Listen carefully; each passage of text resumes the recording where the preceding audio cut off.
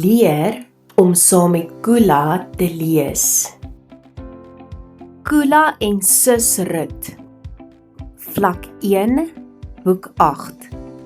Hallo Kula, dit is Kula en dit is Sus Rut. Kula buig en tel sy tas op sy rug. Hy sug. Die twee loop oor die brug om by die bus uit te kom.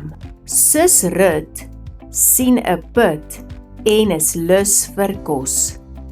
Sy eet toe 'n vrug. Kula is ook nou lus vir die vrug wat sy sus eet. Ons kan nie nou rus nie. Ons sal die bus mis. Kula en Sus hardloop na die bus.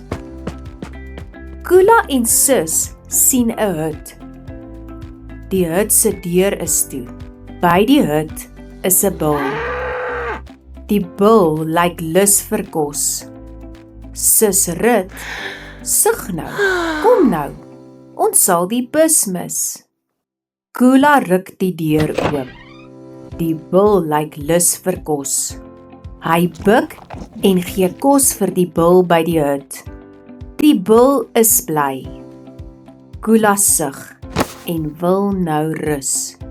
Ons kan nie nou rus nie. Die bus gaan kom. Hulle loop na die bus en wag nou daar. Kula eet 'n vrug. Die bus is laat vandag.